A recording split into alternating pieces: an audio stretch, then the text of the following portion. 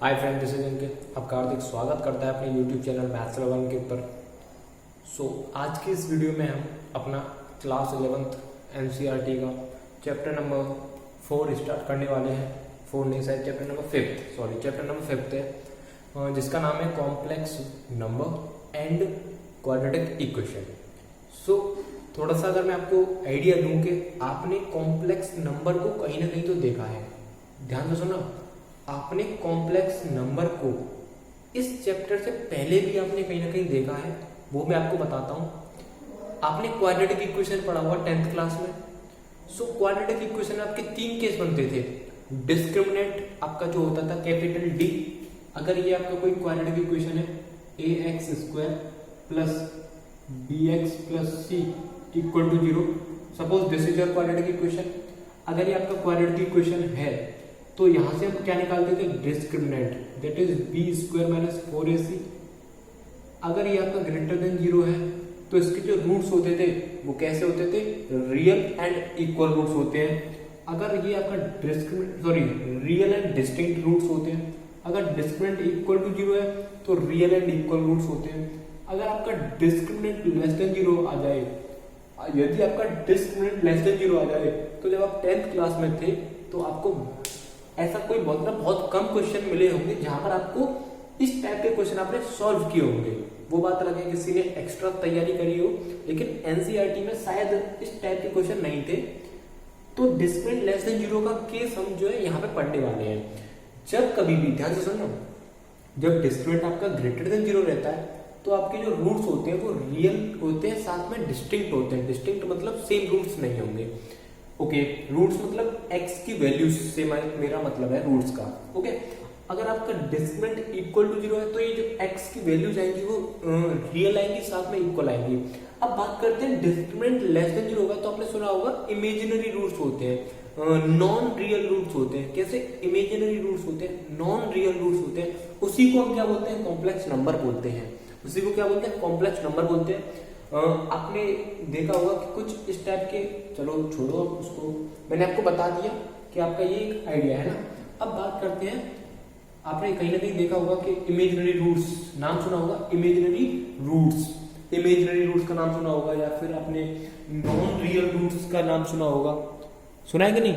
Imaginary roots हैं, non real roots हैं, सही है ना। तो अब आज की जो वीडियो है वो हमारी इसी कॉम्प्लेक्स नंबर के ऊपर है। तो कॉम्प्लेक्स नंबर होता क्या है? जैसे बात करें थोड़ा सा रियल नंबर्स के बारे में, तो आपका नेचुरल नंबर्स हैं, होल नंबर्स हैं, इंटीजर्स हैं, प्राइम नंबर्स हैं, इवन इंटीजर है, ऑड इंटीजर मतलब इवन नंबर, ऑड नंबर, ये सब आपके रियल नंबर्स होते हैं कि नहीं?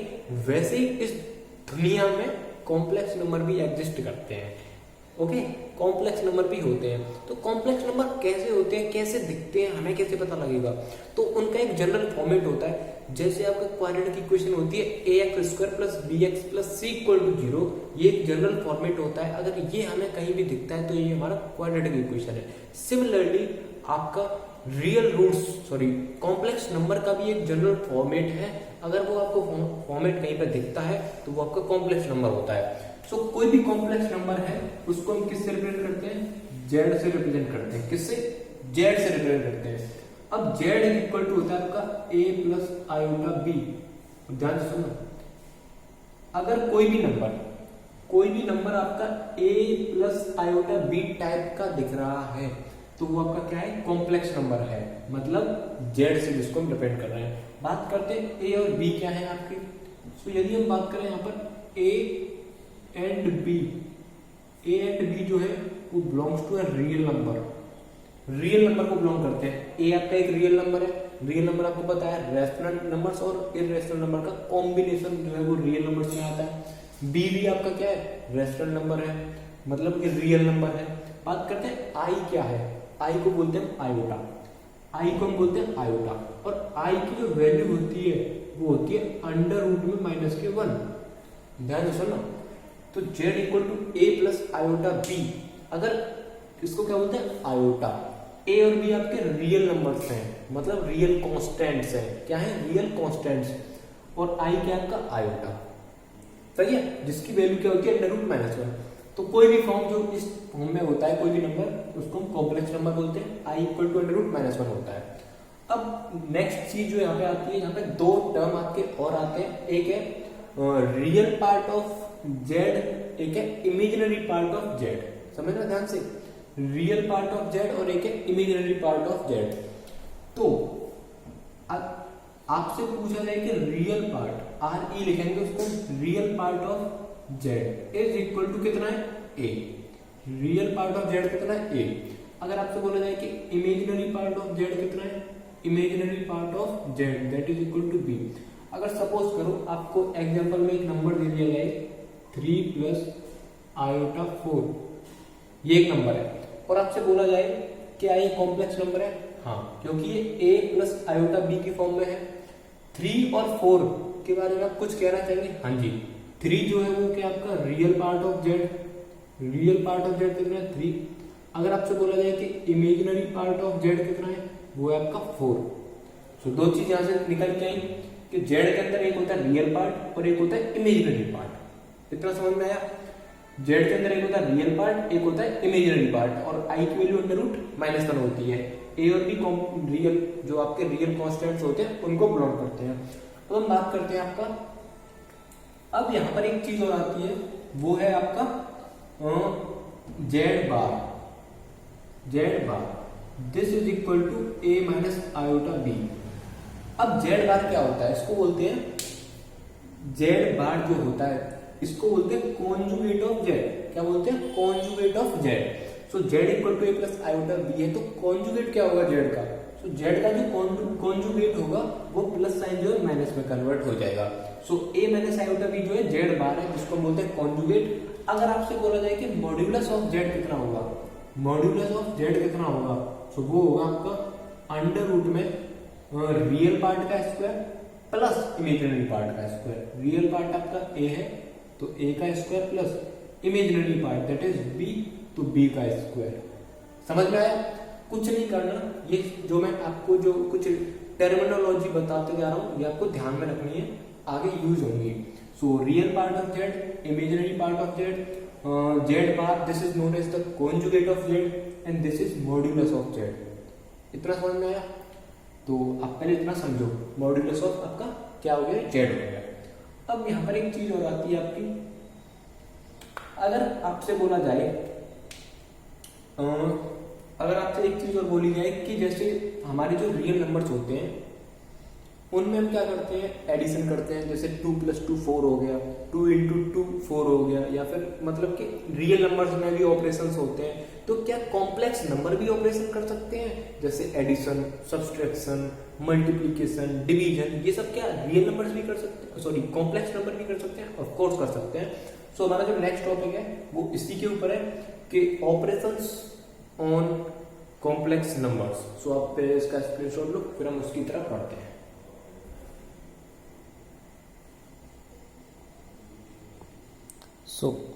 हम अब आगे बढ़ते हैं। अभी मैंने आपसे बोला था जैसे रियल नंबर्स में हम ऑपरेशन करते हैं, एडिशन होता है, सब्सट्रैक्शन होता है, आपका मल्टीप्लिकेशन होता है, डिवीजन होता है, तो वैसे ही हमें क्या करना है कि दो कॉम्प्लेक्स नंबर लेने हैं एग्जाम्पल के तौर पर, और उन पर हमें क्या करना है, ऑपरेशंस ये सब हम कैसे करेंगे, addition of 2 complex numbers, subtraction of 2 complex numbers, multiplication of 2 complex numbers and division of 2 complex number, हम कैसे परफॉर्म करेंगे, उन सब चीज को हम इस वीडियो में अब आगे की तरफ मतलब देखेंगे। सो दो कॉम्प्लेक्स नंबर हम मानना चाहें तो हम क्या मान सकते हैं, एक मान लेते हैं a प्लस आयोटा b, और दूसरा हम मान लेते हैं c plus iota d। Okay, ये आपका एक कॉम्प्लेक्स नंबर है a प्लस आयोटा b, दूसरा कॉम्प्लेक्स नंबर है c प्लस आयोटा d। अगर मैं आपसे बोलूं कि इन दोनों कॉम्प्लेक्स नंबर को आपको ऐड करना है, so z1 plus z2 this is equal to, याद रखना रियल पार्ट के साथ ऐड होगा, रियल पार्ट के साथ ऐड होगा a plus C, plus imaginary part के साथ ऐड होगा, तो यहां से i कॉमन आ जाएगा तो b प्लस डी। और आप देख सकते हो कि जो Z1 और Z2 का जो हमने एडिशन किया है उसका जो रिजल्ट आया है वो इटसेल्फ एक कॉम्प्लेक्स नंबर है। ये आपका रियल पार्ट, ये आपका इमेजिनरी पार्ट। सिमिलरली अगर सब्सट्रैक्शन करना हो तो इसमें से इसको घटा देना, रियल पार्ट को, और इमेजिनरी पार्ट में से इमेजिनरी पार्ट को घटा देना। अब हम बात करते हैं मल्टीप्लीकेशन। अब बात करते हैं multiplication of two complex numbers. किसकी बात करनी है हमें?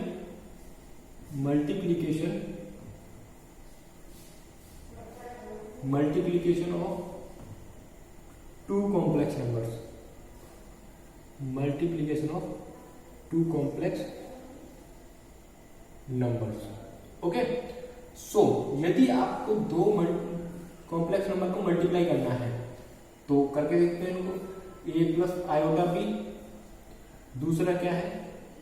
सी प्लस आयोटा डी। सो इसमें ज्यादा कोई टफ टास्क नहीं है, ये बहुत ही सिंपल है। कुछ नहीं करना, आपको ए का मल्टीप्लाई सी के साथ करना है। तो कितना हो जाएगा आपका? ए का मल्टीप्लाई सी के साथ ए इंटू सी, ए का मल्टीप्लाई आई डी के साथ तो A into I D, plus I B का मल्टीप्लाई सी के साथ तो आयोटा बी इंटू सी, ये आपका आई है, और आई स्क्वायर हो जाएगा तो ये आपका आई इंटू आई स्क्वायर हो जाएगा, ये आपका बी डी। अब ध्यान से सुनना, मैंने आपको आई की वैल्यू बताई थी अंडर रूट में -1, तो यहाँ से आई स्क्वायर की वैल्यू जो होगी वो कितनी हो जाएगी? -1। तो यहाँ पर देखो जरा ध्यान से, ए सी प्लस आई स्क्वायर है मतलब -1 हो जाएगा, तो माइनस के बी डी हो जाएगा, प्लस यहाँ से मैंने आई को कॉमन ले लिया तो कितना हो जाएगा? A D plus B C. अब जरा देखो ध्यान से, कुछ नहीं करते, सीधा जैसे हम सिंपली मल्टीप्लीकेशन करते हैं वैसे ही सिंपल मल्टीप्लीकेशन करना है। बस एडिशन में याद रखना कि रियल पार्ट के साथ, इमेजिनरी पार्ट के साथ ऐड होगा। सो देखो, ये आपका रियल पार्ट हो गया, ये आपका इमेजिनरी पार्ट हो गया। सो दो कॉम्प्लेक्स नंबर को जब मल्टीप्लाई करते हैं तो उसका रिजल्ट भी कैसा आया है? आपका कॉम्प्लेक्स नंबर आया है। सो दो नंबर्स का ये अभी दो कॉम्प्लेक्स नंबर का हमने एडिशन, सब्सट्रैक्शन और मल्टीप्लीकेशन देखा। अब हम देखने वाले हैं डिवीजन। सो तब तक आप इसका स्क्रीनशॉट लो, फिर हम डिवीजन देखते हैं। ले लिया स्क्रीनशॉट? ले लिया? क्लियर है? ओके। तो अब हम बात करते हैं division. Of two complex numbers. समझ में तो आ रहा है भाई? ओके, समझ में आना चाहिए। अच्छा, तो देखो, अभी आपका एक कॉम्प्लेक्स नंबर था ए प्लस आयोटा बी, और दूसरा जो कॉम्प्लेक्स नंबर था वो था आपका सी प्लस आयोटा डी। अगर आपको दो कॉम्प्लेक्स नंबर को डिवाइड करना है तो जरा डिवाइड करते हैं। यहाँ पर ए प्लस आयोटा बी हो जाएगा upon C plus iota D हो जाएगा। तो अब यहाँ पर क्या करना है, ये जो सी प्लस आयोटा डी है इसका कॉन्जुगेट कितना होगा? सी प्लस आयोटा डी का कॉन्जुगेट कितना होगा? सी माइनस आयोटा डी, उसका ऊपर और नीचे मल्टीप्लाई कर देना है। हमेशा पहला स्टेप आपका यही रहेगा कि दो कॉम्प्लेक्स नंबर को हम डिवाइड करेंगे, जिसको आप रैशनलाइजेशन बोलते हो, एक तरह से हमें वही करना है। तो इसका कॉन्जुगेट कितना हो जाएगा? सी माइनस आयोटा डी अपॉन सी माइनस आयोटा डी।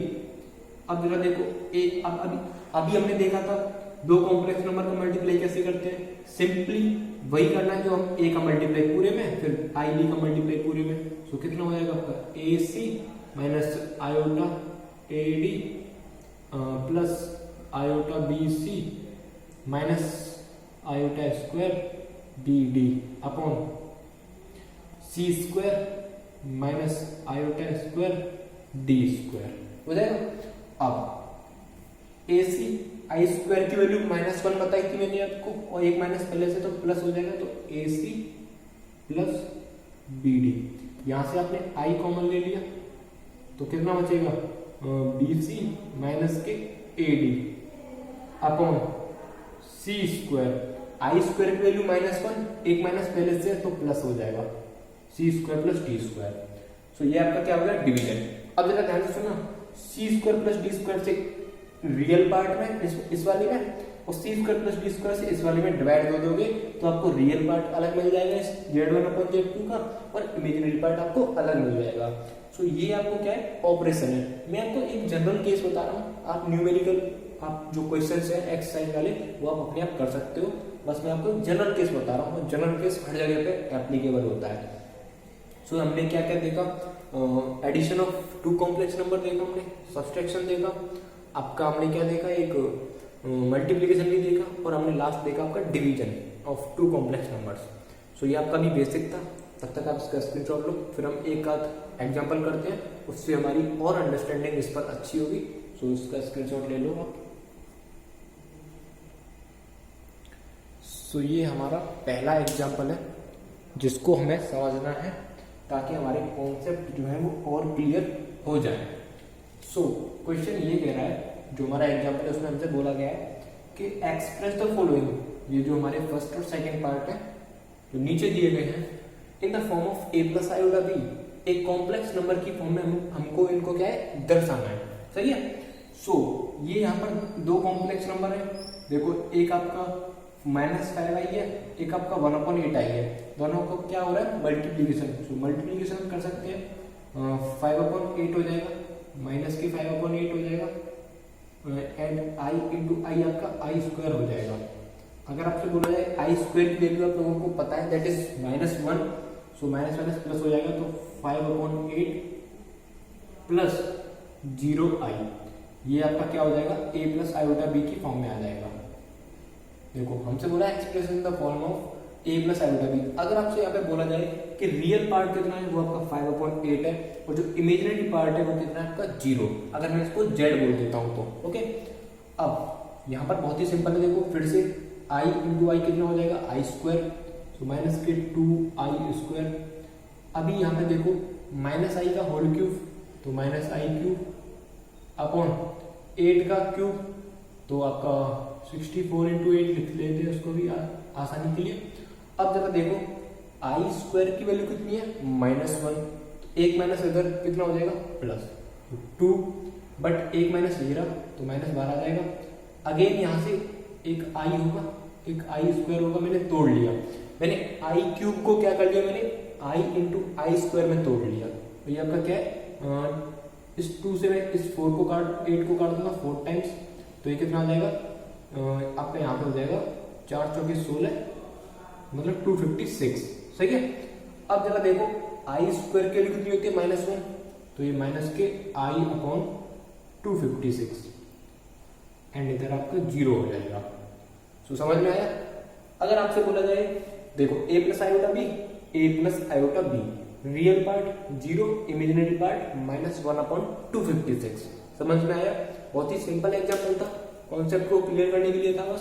अभी जो हमने ऑपरेशंस पढ़े थे उनका यहाँ पर एप्लीकेशन हुआ है, समझ में आया कि नहीं बताओ पहले तो। सो आप इसका स्क्रीनशॉट लो, फिर हम नेक्स्ट क्वेश्चन की तरफ मूव करते हैं। 1 मिनट, यहाँ पे थोड़ी सी मिस्टेक हो गई है। यहाँ पर देखो ध्यान से जरा, इस i² के लिए जो मैं -1 पुटअप करूंगा तो एक माइनस बाहर है हमारा, तो यहाँ पे प्लस आ जाएगा। सो ये हमारी मिस्टेक थी। सो यहाँ पर अगर हम बात करें रियल पार्ट की तो आपका 0 ही रहेगा, इमेजिनरी पार्ट की बात करें तो 1/256 हो जाएगा।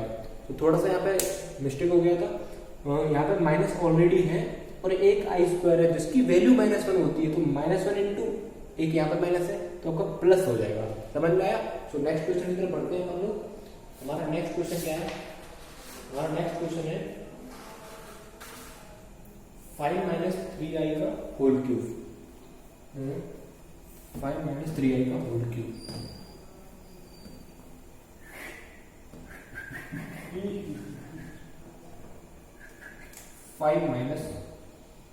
क्वेश्चन है ये 5 - i/3 का होल क्यूब। क्वेश्चन ये कह रहा है कि ये जो दिया गया है 5 - i/3 का होल क्यूब, इसको आपको a प्लस आयोटा b की फॉर्म में लेके आना है। कुछ नहीं करना, बचपन से पढ़ते आ रहे हैं, a माइनस b का होल क्यूब लगा देंगे तो a³ हो जाएगा, a³ माइनस ये आपका b³ minus 3ab, 3a into b कितना है आपका i/3। ओके, और ब्रैकेट में कितना हो जाएगा a - b, 5 - i/3। यहां तक क्लियर है। इसको हमें इस फॉर्म में लेके आना है, तो उसके लिए हमें क्या करना पड़ेगा, a माइनस बी का होल क्यूब खोलना पड़ेगा, a cube minus B cube minus 3ab bracket में a माइनस बी। किसी को और तरीके से याद होता है, मुझे तो ये बेसिक से याद है, तो मैं तो ऐसे ही करता हूँ। सो 5 क्यूब कितना हो जाएगा 125। ओके, अब i का होल क्यूब है, तो अब ध्यान से सुनना, i का होल क्यूब है तो मैं i इंटू आई स्क्वायर लिख सकता हूँ, एक i और एक i स्क्वायर लिख सकता हूँ, 3 3 9 3 27 हो जाएगा, माइनस यहाँ से 5 या 15, 15 उड़े 3 45 हो जाएगा, तो 45 गुणे 5, 45 गुणे 5, देखो 3 5 15, 15 थी 45, 45 गुणे 5 आई माइनस एक माइनस ये रहा, माइनस माइनस प्लस, तो 45 गुणे 3 आई स्क्वायर। सही है। अब क्या करना है, 125 माइनस, देखो आई स्क्वायर की वैल्यू कितनी होगी -1, सो माइनस है यहाँ पे माइनस है तो प्लस 27 आई। यहां से आपका देखो जरा इसको सॉल्व करो, 5 25 5 हाथ से लगे 2, 5 20 और 2 22। सही है। आपका कितना हो जाएगा आई, ये आपका हो जाएगा माइनस के, क्योंकि आई स्क्वायर की वैल्यू -1 रखूंगा, तो 3 5 जा 15, मतलब 3 5 15, वहां से लगे 1 3 4 12 और 1 13। सही है। अब देखो -135 है, प्लस 125 है, माइनस का 10, और यहाँ से आपका कितना बचा, देखो यहाँ से माइनस का बचेगा, क्योंकि माइनस के 225 है, प्लस के 27 है, तो जरा देखो 15 में से 7 गए तो 8 बचा आपका, और 11 में से 2 गए तो 9 बचे। जरा देखना सही है कि नहीं, देखो 8 और 7 15, 9 और 2 11 और 1 12 के 2 हाथ से लग गया 1, तो 1 और 1 2। सही है। देखो एक बार और चेक कर लो, कितना है 7 और 8 15, 9 और 2 11 और 1 12 के 2 हाथ देखो 1। सही है। ये आपका यहाँ पे आएगा आई। सही है।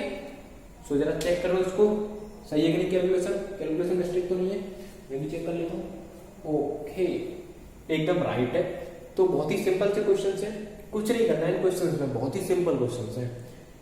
इसको इस फॉर्म में लेके आना था तो हम ले आए साहब। अब थोड़ा सा एक नया कॉन्सेप्ट है, उसकी तरफ चलते हैं, तब तक आप इसका स्क्रीनशॉट ले लो। सो ये हमारा क्वेश्चन है, जिसमें एक बहुत ही एकदम ब्रांड न्यू कॉन्सेप्ट छिपा हुआ है, जो कि मैंने अभी आपको नहीं बताया है। सो इसमें में एक नया कॉन्सेप्ट हमें देखने को मिल रहा है कि फाइंड द मल्टीप्लिकेटिव इनवर्स। इस पर अगर मैं अंडरलाइन करूं, इसको जरा ध्यान से देखो, मल्टीप्लिकेटिव इनवर्स कैसे निकालते हैं हमें नहीं पता, लेकिन अभी मैं आपको बताऊंगा। 2 मिनट पेशेंस रखिए, फिर हम अपना वीडियो यहीं पे एंड करेंगे, क्योंकि ये बहुत छोटा सा टॉपिक है, कॉम्प्लेक्स नंबर। बात रही आपकी प्रैक्टिस कराने की, तो मैं नेक्स्ट वीडियो में करा दूंगा। अभी कॉन्सेप्ट क्लियर होने चाहिए, तभी तो प्रैक्टिस करेंगे। सो देखो ये 2 - 3 है, इसको मैं क्या कर रहा हूँ, जेड मान रहा हूँ मैं। सो जेड इज इक्वल टू कितना हो जाएगा 2 - 3i। समझना ध्यान से, मल्टीप्लिकेटिव इनवर्स निकालना है 2 - 3i का, है ना। तो z बराबर 2 - 3। अब कुछ बच्चे बोल रहे होंगे पिछली बारी तूने i पीछे लगाया था, इस बारी